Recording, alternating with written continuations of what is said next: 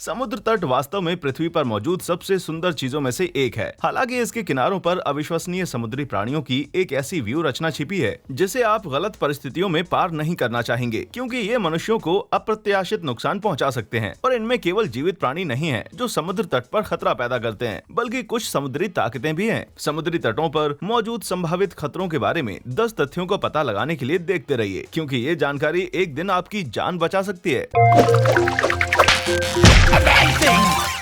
Number 10, tsunami की चेतावनी के संकेत। साल 2004 के कुख्यात बॉक्सिंग डे के सुनामी के बाद से सुनामी सबसे भयभीत समुद्र तटीय आपदाओं में से एक है, जिसने आश्चर्यजनक रूप से लगभग 2.5 लाख लोगों की जान ली है। सौभाग्य से सुनामी की चेतावनी प्रणालियों में अब तक काफी सुधार हो चुका है, लेकिन दुनिया के कई हिस्से अब भी पूरी तरह से तैयार नहीं है और इसकी उत्पत्ति के अनजाने स्रोत और लहरों के विभिन्न रूपों के कारण सुनामी अभी भी चेतावनी के बिना हमला कर सकती है। बॉक्सिंग डे के सुनामी के दौरान ऐसी बहुत सारी खबरें आई थी, जहाँ पर लोगों ने आने वाले खतरे के कुछ शुरुआती संकेतों से सतर्क होकर बहुत से अन्य लोगों को ऊंचे स्तर पर पहुंचाया था। इसलिए इन संकेतों के प्रति सतर्क रहना आपके और दूसरों के जीवन को बचा सकता है। सबसे पहले तो यदि आप भूमि पर भूकंप के झटकों को महसूस करते हैं तो समुद्र तट पर इंतजार ना करें और धरती के किसी ऊंचे स्तर पर जल्द से जल्द पहुंच जाएं। दूसरा, यदि आपको ज्वार में कोई अजीब बदलाव दिखाई देता है, जैसे कि तेजी से बढ़ता या गिरता हुआ जल स्तर, तो समुद्र में होने वाली किसी अप्रत्याशित घटना का संकेत हो सकता है। अंत में, यदि आप समुद्र से आती एक तेज गर्जना सुनते हैं तो इसका मतलब ये हो सकता है कि सुनामी आने वाली है। लोगों का कहना है कि सुनामी की आवाज मालगाड़ियों या विमानों की तरह आती है, जो कभी भी धमक सकती है। बेहद डरावनी। नंबर 9, कोरल, ऑर्चिन, एनीमोन और समुद्री फर्न। समुद्र के सबसे अजीब प्राणियों में कुछ रंगीन कोरल, अर्चिन, फर्न और एनीमोन्स की इतनी बेहिसाब आबादी है जो दुनिया भर के समुद्री तटों और चट्टानों पर मौजूद है। ये व्यापक रूप से जाना जाता है। इन जीवों में जहरीले डंक हो सकते हैं और बिना प्रशिक्षण के इनको छूना निश्चित रूप से खतरनाक है। आज भी गोताखोर नियमित रूप से इनसे बचते फिरते हैं, लेकिन ये आपसे उथले समुद्र तट के पानी में भी टकरा सकते हैं। दुनिया भर में पाए जाने वाले हजारों डंक मारने वाले मूंगा, फर्न, ऑर्चिन और एनीमोन में से समुद्र के कुछ फर्न्स के डंक सबसे ज्यादा दर्दनाक होते हैं। इनके काटने से एलर्जी जैसी प्रतिक्रियाएं सामान्य हैं, जिससे एनाफिलैक्टिक सदमा और संभवतः मृत्यु भी हो सकती है। इन्हीं से संबंधित जीव जिसके काटने से शरीर पर लाल चकत्ते हो सकते हैं, उसे अग्नि मूंगा नाम दिया गया है। इन्हें इनके चमकीले पीले, हरे और भूरे रंग के कंकाल से पहचाना जा सकता है, लेकिन ये कई रूपों में पाए जाते हैं, जैसे ब्रोचिंग, प्लेट और एंक्रस्टिंग कोरल। हालांकि इन्हें स्पॉट करना इतना आसान नहीं है, क्योंकि गोताखोर अक्सर इन्हें समुद्री शैल समझकर गलती से छू देते हैं। लेकिन इनमें आसानी से पहचाना जाने वाला और कहीं अधिक घातक है फूल अर्चिन। ये इंडो वेस्ट पैसिफिक में पाया जाता है और लगभग 15 सेंटीमीटर व्यास जितना छोटा होता है। इनके एक डंक मारने से परिणाम स्वरूप 6 घंटे तक तीव्र दर्द होना, स्तब्ध हो जाना, श्वसन संकट और मांसपेशियों में पक्षाघात जैसा कुछ भी हो सकता है। इसकी ज्यादा मात्रा से दौरा पड़ना, यहाँ तक कि मौत भी हो सकती है। इसलिए अधिकांश कोरल से दूर ही रहें जब तक कि आपको यह पहचान ना हो कि आपके सामने कौन सी कोरल मौजूद है। नंबर 8, शोर ब्रेक्स और चीर धाराएं। चीर धाराएं हर जगह नहीं होती, लेकिन कुछ समुद्री तट इन जानलेवा समुद्री आपदाओं से पीड़ित होते हैं और सतर्कता आपको इन आपदाओं में फंसने से रोक सकती है। चीर धाराएं पानी की एक तेज लहर की तरह हैं, जो कि खतरनाक गति से समुद्र के अंदर लोगों को खींचती हैं और कभी कभी इनकी प्रबलता 10 फीट प्रति सेकंड से भी अधिक होती है, जो कि ओलंपिक तैराकों की रफ्तार से भी कहीं ज्यादा है। चीर धाराओं का निर्माण इसलिए होता है क्योंकि समुद्र तट पर लहरों के टूटने पर पानी को समुद्र में वापस जाने का रास्ता खोजना पड़ता है, इसलिए ये गहरे चैनलों की ओर किनारों से दूर प्रवाहित होते हैं। आमतौर पर ऐसा तब होता है जब तटों की रेत में कोई बड़ा गड्ढा होता है, जिससे पानी के प्रवाह के एक चैनल को वापस समुद्र में बहने की अनुमति मिल जाती है। अकेले अमेरिका के अंदर एक साल में लगभग 100 लोग चीर धाराओं में डूब जाते हैं, जो कि बवंडर या तूफान से मारे गए लोगों की तुलना में कहीं अधिक है। इसलिए इन युक्तियों को सीखने से आपका जीवन बच सकता है। इन धाराओं को पहचानने का सबसे आसान तरीका एक क्लासिक मशरूम और अंधेरी आकृति का दिखना है, जिसमें फोम, समुद्री घास या रंगीन पानी को किनारे से खींचा जा रहा हो। हालांकि ये प्रकृति में कभी कभी देखा जाता है। इसके सबसे स्पष्ट संकेत हैं एक शांत अंतराल जहां लहरें टूट नहीं रही हैं, या गहरे काले रंग का पानी का होना। ये अक्सर सबसे सुरक्षित क्षेत्रों की तरह दिख सकते हैं, लेकिन वास्तव में ये तैरने के लिए सबसे जोखिम वाले स्थान हैं। ये संकेत देते हैं कि लहरों के बीच का पानी वापस समुद्र में खींचा जा सकता है। लेकिन सचेत रहें, क्योंकि चीर की धाराएं कई दिशाओं में बह सकती हैं, न कि सीधे समुद्र की तरफ। ऐसा भी हो सकता है कि ये इनमें से कोई संकेत नहीं दिखाएं, लेकिन यदि आप इनमें से एक में फंस जाते हैं तो किनारे के साथ साथ तैर लें। लंबे लंबे किनारे के साथ या लहरों में बहकर फिर तिरछे होकर समुद्र तट पर वापस जाएं। इनमें फंसने पर कभी भी समुद्र तट की ओर सीधे ना तैरें, ऐसा करना बेहद खतरनाक हो सकता है। शोर ब्रेक भी एक ऐसी ही समुद्र तटीय घटना होती है जब एक लहर सीधे किनारे पर टकराती है। आमतौर पर लहरें तटों पर सुचारू रूप से टूटती हैं, लेकिन एक शोर ब्रेक में ये सीधे किनारे से टकरा कर टूटती है। ऐसा गहरे उथले पानी में तेजी से परिवर्तन के कारण होता है। लोगों का इस तरह की लहरों से सीधे टकराने पर रीढ़ की हड्डी में चोट आ सकती है, इसलिए इनके संकेत दिखने पर पानी से बाहर रहें। इन संरचनाओं को ऊंचे स्तर से देखना आसान है, इसलिए हमेशा अंदर जाने से पहले पानी की जांच में थोड़ा सा समय व्यतीत करें। नंबर 7, ब्रिसल कीड़ा। ब्रिसल कीड़े गहरे समुद्र के बुरे सपने जैसे हैं। ब्रिसल कीड़े की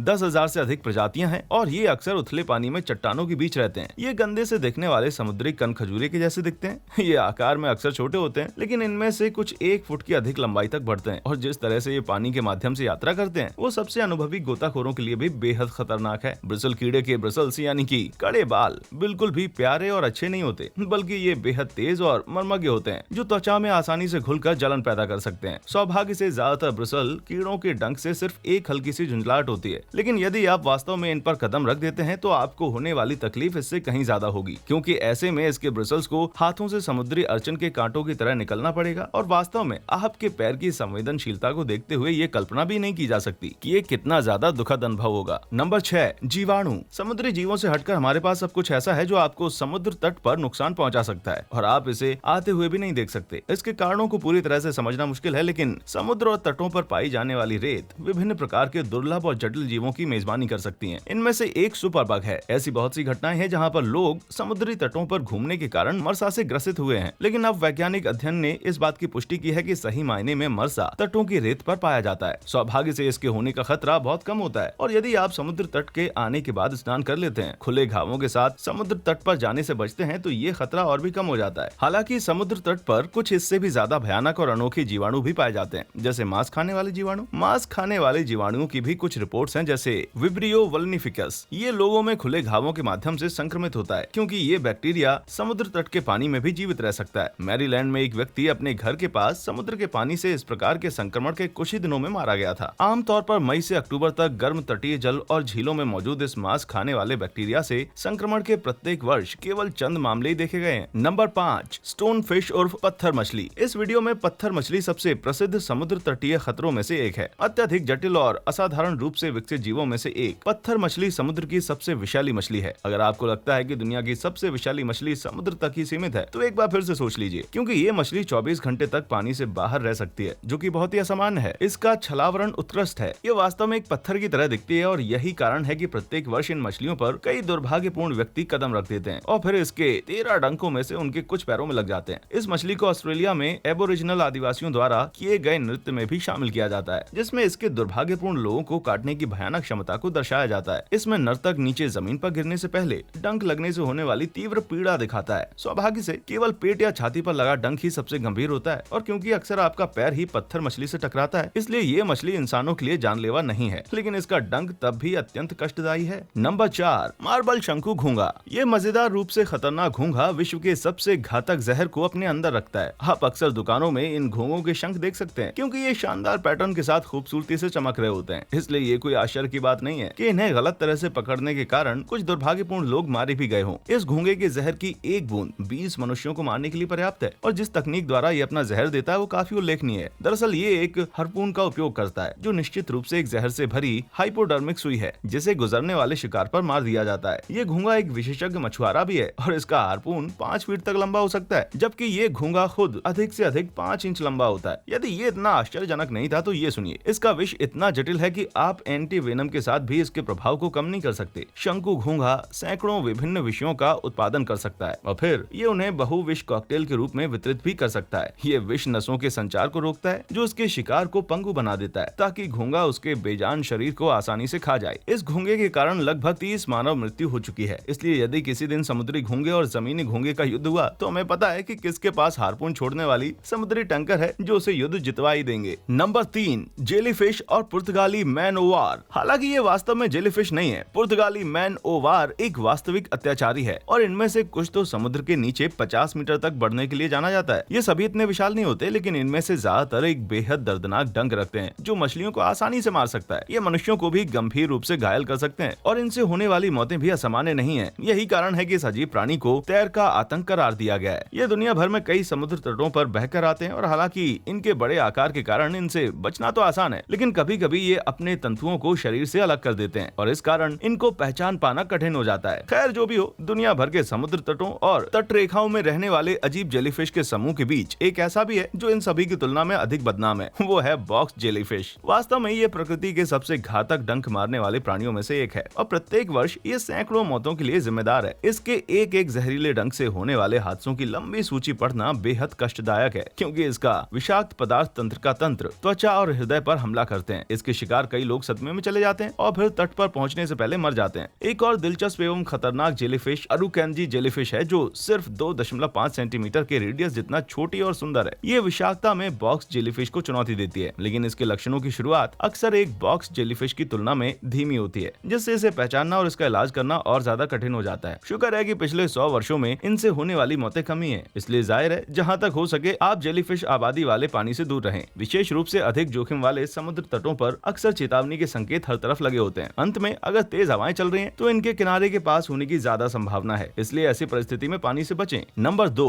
हानिकारक एल्गस ब्लूम्स और प्रदूषित पानी। हम जानते हैं कि समुद्र हमेशा नीले रंग का नहीं होता है, लेकिन शायद ये उम्मीद भी नहीं कर सकते कि ये कभी एकदम लाल रंग का भी होगा। ऐसा तब होता है जब तट पर काई जम जाती है और बेहद तेजी से खिलती है। एल्ग्स और प्लैंकटन काई समुद्र तटों पर कम मात्रा में पाया जाता है और आमतौर पर ये बिल्कुल कोई समस्या नहीं है, लेकिन इसका बहुत अधिक मात्रा में होना समुद्री जीवन और मनुष्यों को नुकसान पहुंचा सकता है। एल्गस तब खिलता है जब प्लैंकटन को अनुकूल हवा और पानी की धाराओं के साथ पोषक तत्वों की एक बड़ी खुराक मिलती है। आमतौर पर ये कोई गंभीर मुद्दा नहीं है, लेकिन समुद्र तटों पर एल्गल के संपर्क में आने से गंभीर स्वास्थ्य प्रभाव देखे गए हैं। एल्गल प्रदूषण का एकमात्र रूप नहीं है जिसे आप समुद्र तट पर अनुभव करते हैं, क्योंकि अब अक्सर समुद्र तटों को औद्योगिक प्रदूषण, सेप्टिक कचरे और मल से उत्पन्न होने वाले बैक्टीरिया और विषाक्त पदार्थों की उच्च सांद्रता के कारण बंद किया जा रहा है। बेशक ये सुनने में घृणित लगता है और ये है भी, लेकिन पर्यटकों या स्थानीय लोगों द्वारा अक्सर इस्तेमाल किए जाने वाले समुद्र तट इन समस्याओं से पीड़ित नहीं होते हैं। Number 1, razor fish. असल में ये मछली है ही नहीं, ये वास्तव में तेज धार वाले खोल में घिरा हुआ मोलस्क है जो दिखने में एक उस्तरे जैसा दिखता है। ये असाधारण जानवर यूके और आयरलैंड के आसपास समुद्र तटों के बीच निवास करते हैं, जहाँ पर इनकी संख्या विशेष रूप से प्रमुख है। तो आखिरकार एक ऐसा खतरनाक प्राणी जिसका